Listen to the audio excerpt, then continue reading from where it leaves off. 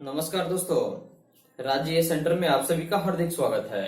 आज का टॉपिक है CISF head constable ASI steno का सिलेबस जो है इसी के बारे में हम बताने जा रहा हूं, जो कि इस वीडियो को अंत तक देखें, लाइक करें, शेयर करें, कमेंट करें और मेरे चैनल को सब्सक्राइब कर लें ताकि सभी नोटिफिकेशन आपको मिलता रहे। तो सबसे पहले हम जानते हैं कि जितने भी छात्र अगर CISF हेड कांस्टेबल ASI की परीक्षा की तैयारी अगर कर रहे हैं तो परीक्षा की तैयारी करने से पहले उसकी स्ट्रेटेजी यानी कि उसके सिलेबस के बारे में, पैटर्न के बारे में समझ करके ही उस परीक्षा की तैयारी अगर करेंगे तो उनके लिए काफी महत्वपूर्ण साबित होता है। तो हम सबसे पहले देखते हैं कि यह सिलेबस यानी कि पैटर्न जो है किस प्रकार से है और कहां से कितने प्रश्न किस आधार पर पूछे जाते हैं और उनके लिए क्या क्या पढ़ना जरूरी है। ये इन सारे बातों को हम बताने जा रहा हूं, जिसको अंत तक जरूर देखेंगे।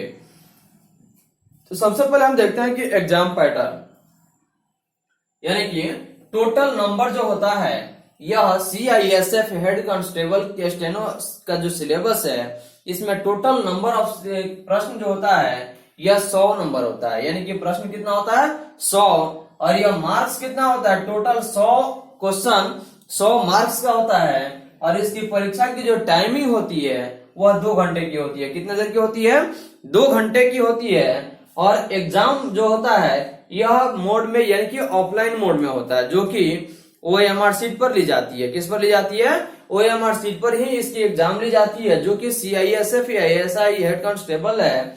और इनके सिलेबस पैटर्न में 100 प्रश्न पूछे जाते हैं, जिसमें नंबर जो होते हैं वे टोटल 100 नंबर के होते हैं। और इनकी परीक्षा की जो टाइमिंग होती है वे 2 घंटे की होती है। कितने की होती है?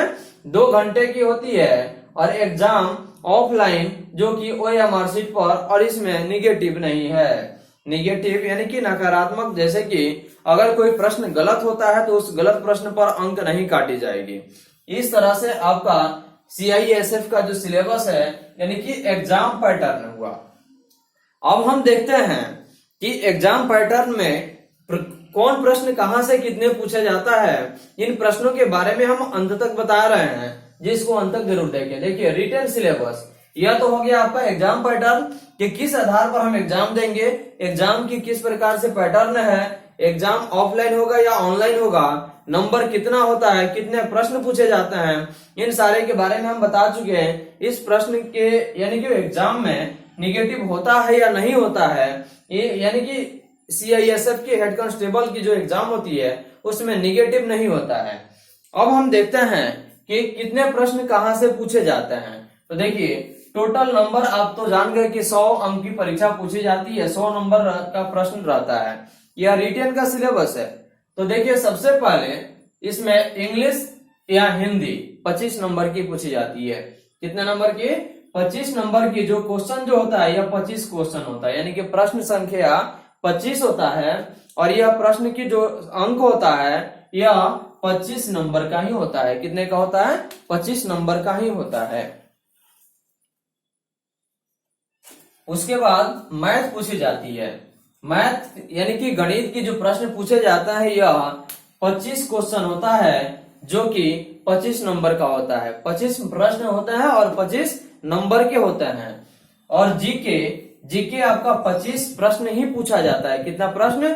25 प्रश्न ही पूछा जाता है, लेकिन यह अंक भी होता है या 25 नंबर का ही होता है। कितने का होता है? 25 नंबर का ही होता है। इस तरह से हम देखते हैं कि CISF को जो मतलब एग्जाम पैटर्न रिटन जो ली जाती है उसमें कितने प्रश्न कहां से पूछे जाते हैं। तो सबसे पहले यह आपका जो जीके पूछा जाता है यह करंट अफेयर से लेकर के हिस्ट्री, पॉलिटी, इकोनॉमिक्स के साथ ही साथ साइंस के भी कुछ ऐसे प्रश्न होते हैं जो कि सब मिल करके यानी कि टोटल 25 प्रश्न पूछे जाते हैं। और इस प्रश्न 25 में 25 नंबर के पूछे जाते हैं। आ गया समझ में?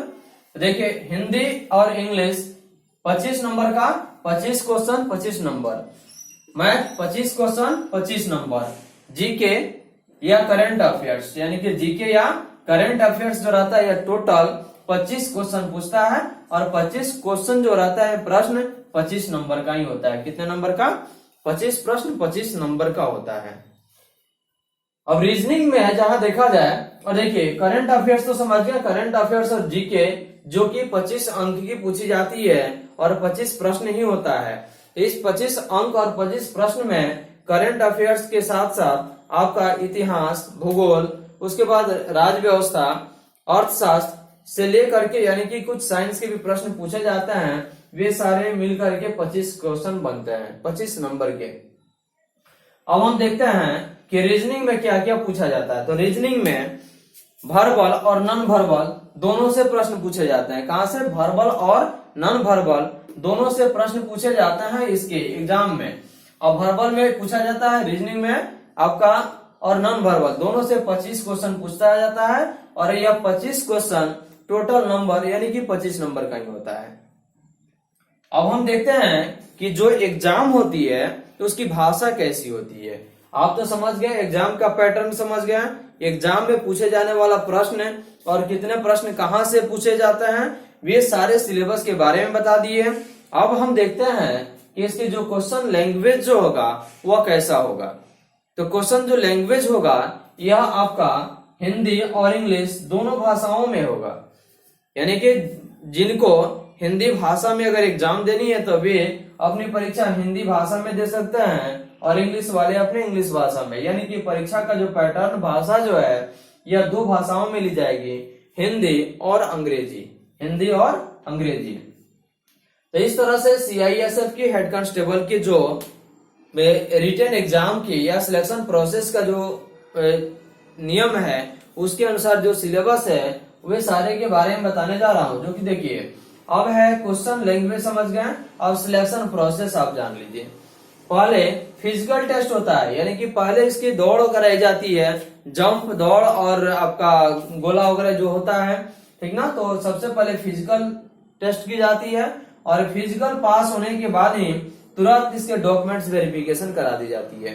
यानी कि जितने भी छात्र अगर फिजिकल पास कर जाएंगे, फिजिकल पास होने के बाद सारे छात्रों को डॉक्यूमेंट्स वेरिफिकेशन करा दी जाएगी। डॉक्यूमेंट्स के वेरिफिकेशन उसी वक्त हो जाएगा, यानी कि जितने भी छात्र सिलेक्शन अगर हो जाएंगे फिजिकल में, फिजिकल पास होने के बाद तुरंत ही डॉक्यूमेंट्स वेरिफिकेशन इनकी कर ली जाएगी। जितने भी दस्तावेज होंगे वे सारे के मतलब वेरिफिकेशन कर ली जाएगी, और उसके बाद तब रिटेन की परीक्षा होगी, यानी कि तब लिखित परीक्षा होगी। यानी कि सबसे पहला पैटर्न जो है यह फिजिकल है, यानी कि पहले दौड़ निकालनी होगी, गोला और जंप निकालनी होगी। उतना जब निकल जाएगा तब जाकर के आपकी रिटेन एग्जाम ली जाएगी। फिजिकल पास होने के बाद डॉक्यूमेंट्स वेरिफिकेशन, और इनमें किसी प्रकार की त्रुटियां अगर नहीं पाई जाती है तो वे सभी कैंडिडेट रिटेन एग्जाम के लिए अपीयर हो सकते हैं, यानी कि वे लोग रिटेन एग्जाम देंगे। लेकिन इसमें सबसे ज्यादा मोस्ट जो इम्पोर्टेंट जो माना जाता है वह रिटेन को माना जाता है। किसको माना जाता है? रिटेन को, यानी कि लिखित को माना जाता है। उसके बाद स्किल टेस्ट यानी कि टाइपिंग टेस्ट वगैरह जो कराई जाती है वह भी आपका है, और साथ में जब ये सारे प्रोसेस कंप्लीट हो जाते हैं तब जाकर के अंत में मेडिकल जांच कराई जाती है। इस तरह से यानी कि सिलेक्शन प्रोसेस के बारे में भी आप समझ गए। पहले फिजिकल, बाद में डॉक्यूमेंट्स वेरिफिकेशन, और उसके बाद रिटेन और स्किल टेस्ट के बाद मेडिकल जांच की जाती है। और इसमें सबसे ज्यादा महत्वपूर्ण अगर देखा जाता है तो ये आपका रिटेन एग्जाम है, क्योंकि रिटेन से ही आपकी मेरिट लिस्ट बनती है। इस तरह से आप जान गए कि एग्जाम पैटर्न किस आधार पर होता है। तो एग्जाम का पैटर्न समझ गए, टोटल नंबर क्वेश्चन समझ गए, उसके बाद परीक्षा की टाइमिंग समझ गए। एग्जाम पैटर्न यानी कि ऑफलाइन मोड में होगा, जो कि ओएमआर शीट पर होगा। किस पर? ओएमआर शीट पर होगी, और यह इसमें निगेटिव नहीं है। नकारात्मक प्रश्न का जो स्थिति है, अंक जो कटने की संभावनाएं बनी रहती है, वे नहीं है। और सबसे पहले हम यहाँ देखते हैं कि रिटेन एक सिलेबस जो है यह सबसे मोस्ट इम्पोर्टेंट है, जिसमें इंग्लिश या हिंदी 25 अंक की पूछी जाती है, जो कि 25 नंबर का होता है। मैथ भी 25 क्वेश्चन 25 नंबर का, जीके भी आपका होता है 25 क्वेश्चन 25 नंबर का, रीजनिंग भी 25 क्वेश्चन 25 नंबर का ही पूछा जाता है, जिसमें वर्बल और नॉन वर्बल यही दोनों प्रश्न पूछे जाते हैं। एग्जाम का जो पैटर्न है यह दो भाषाओं में ली जाती है, पहला हिंदी और दूसरा अंग्रेजी, यानी कि दो भाषाओं में ही इसकी परीक्षा ली जाती है। उसके बाद सिलेक्शन प्रोसेस तो आप जान गए, सबसे पहले फिजिकल होने के बाद डॉक्यूमेंट्स वेरिफिकेशन के साथ रिटन प्लस स्किल टेस्ट और उसके बाद तब मेडिकल। इसमें सबसे मोस्ट इंपोर्टेंट मेरिट लिस्ट बनाने के लिए रिटन में जितना ही ज्यादा नंबर मिलेगा आपको उतना ही आपका सिलेक्शन प्रोसेस में बोनस अंक मिलने की सबसे अधिक संभावना रहती है, यानी कि आपका सिलेक्शन होने की उम्मीद सबसे अधिक रहती है। इस तरह से वीडियो को अंत तक देखें, लाइक करें, शेयर करें, कमेंट करें और मेरे चैनल को सब्सक्राइब जरूर कर लें ताकि सभी नोटिफिकेशन आपको मिलता रहे।